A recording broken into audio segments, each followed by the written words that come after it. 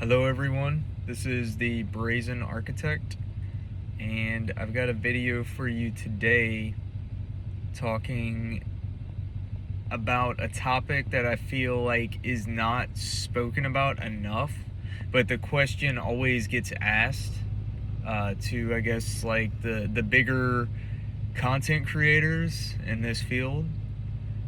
And I feel like this is going to be one of my specialties because I've ran across it so much.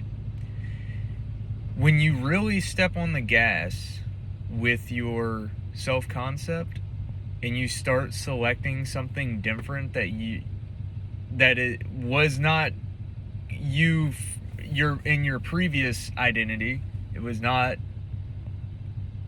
a part of you for the old man stage, is what we'll call it. Right now, every minute I am new. So 5 seconds ago is the old man, technically. You kind of want to dilute your old man with good things, things that are desirable, and and a simple way to put it is good self-concept. Put in the self-concept work. So when you start doing that and you start diluting the old man, well, the ego does what the ego does best, which is to keep you protected in the event of a threatened identity. So when you start affirming, you might notice that I don't want to give examples because I don't want to put ideas in people's heads of like what is absolutely going to happen if you start working on yourself. If you start getting lashback, if you start feeling the opposite of all the self-concept work you just did, you should feel really great because there's a fight to be had for the old man, and that means that you challenged it enough to where now it's in contention with the new self-concept, or just a singular belief. I'm pretty sure it's singular beliefs that clash. It's not just the overall, like, if you work on your self-concept, but everything's, generally may or may not lead to a tiny bit of resistance. So once you accumulate it all together, it could be like you might feel like shit. You might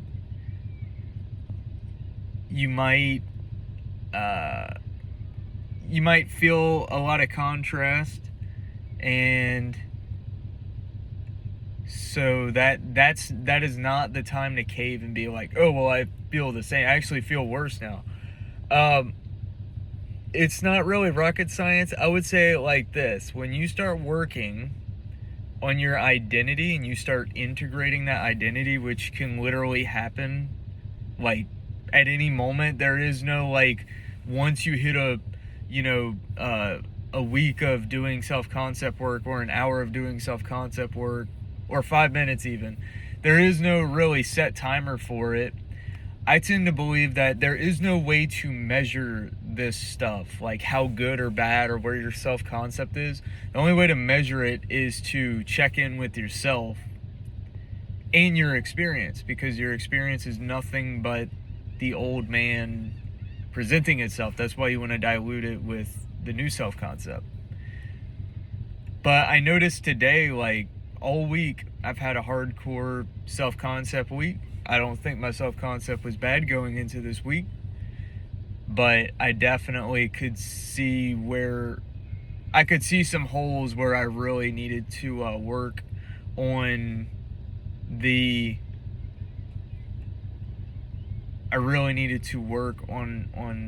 that area of my life.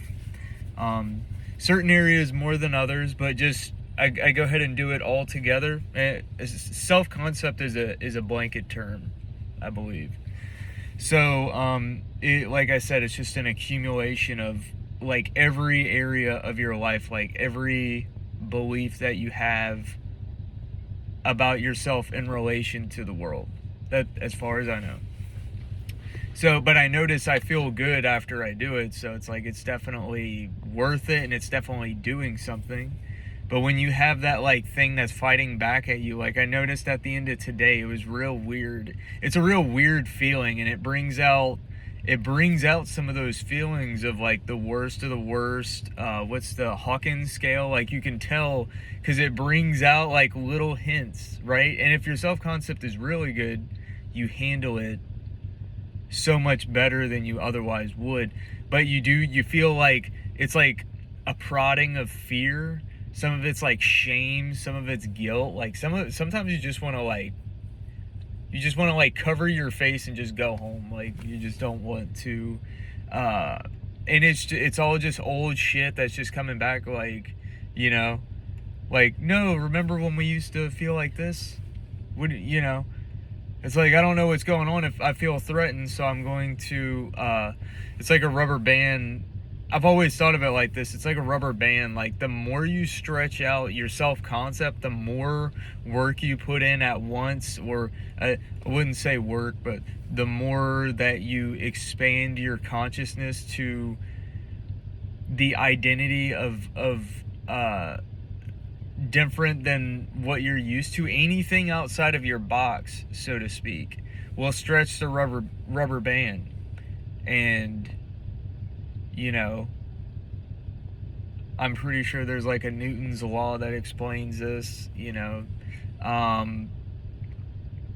But you know, when you stretch that rubber band with, you know, so much force, it must, and you let go, it must compress at that same or equal amount of force.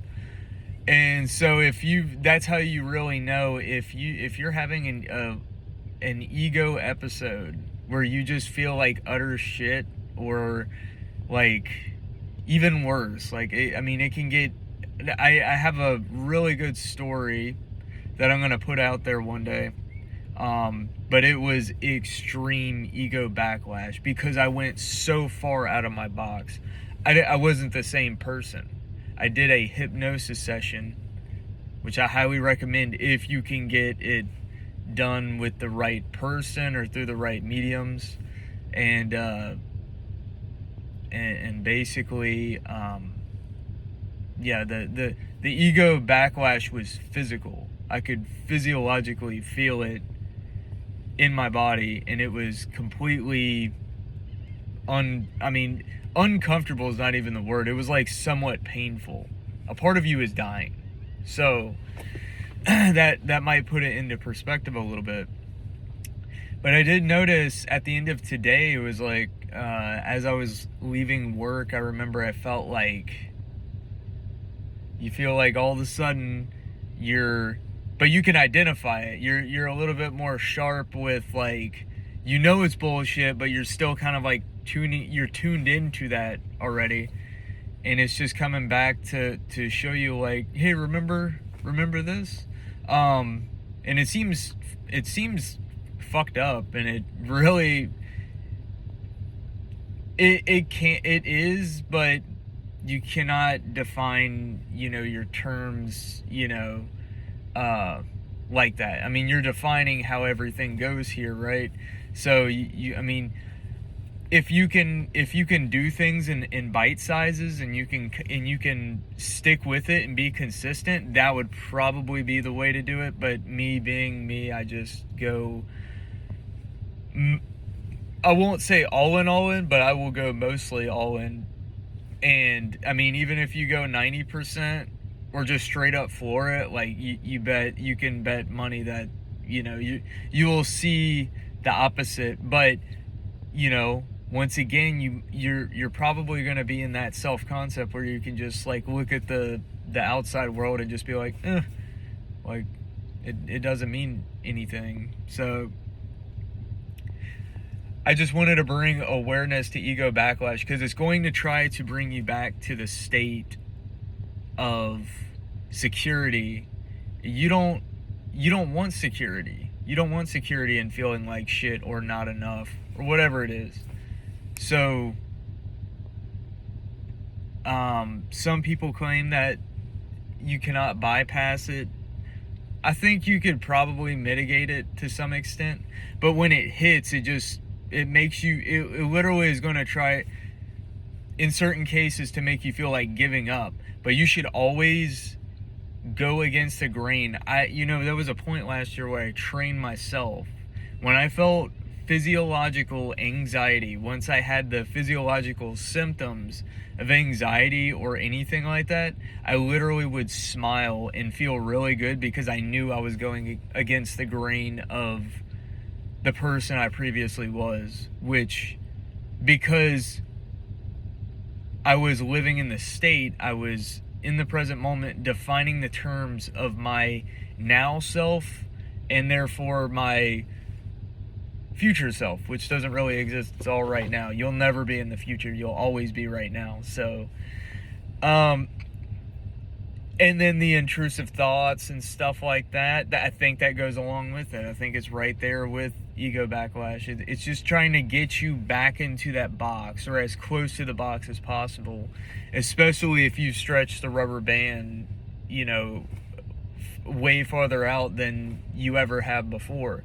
And once you get an understanding of this stuff, this metaphysical side to this existence, then you can become aware of